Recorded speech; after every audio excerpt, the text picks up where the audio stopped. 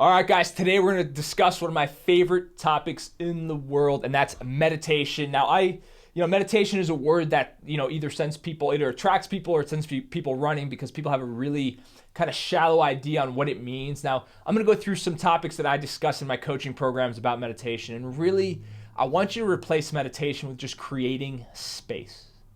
Now, what does this mean? Creating space means that in life, we have things that happen to us, aka stimulus. We get cut off.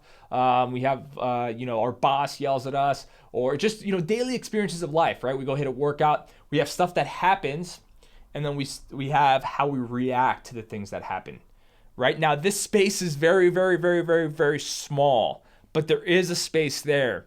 What meditation, creating space, and I'll talk about other forms of doing, what they do is allow you to make a decision in that gap, right? Because when you operate from a reactive standpoint, right? Someone says something to you, let's say on social media, calls you out, and your natural instinct is just to pounce on them. Well, you're not really making a choice in that moment, right? You're just reacting to the situation. And there's not a lot of power when you just react, right? Because life is about creating and having the ability to choose how we deal with things, right? So meditation is one of my favorite tools to really become aware of your own thoughts, become aware of how you're operating.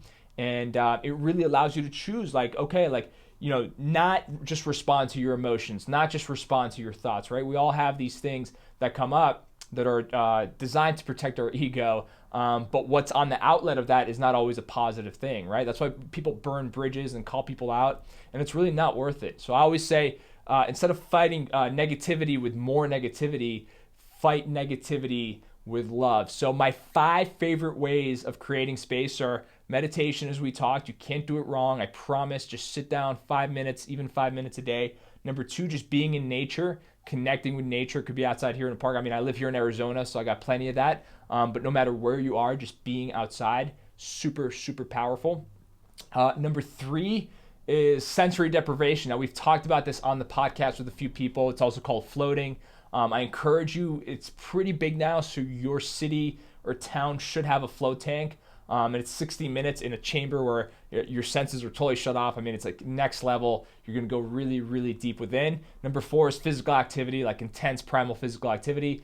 I like sprinting for that, right? And number 5 is to just disconnect, turn your phone off, go for a walk, go for a hike. Again, be in nature, anything that just disconnects you from the pressure of communicating and all that. So the challenge for this week is for you to create space in one way every single day this week for the next 6 days. And I want you to post what that way may be, any feedback that we might need, and then report back once you're done at the end of this week. Go get it.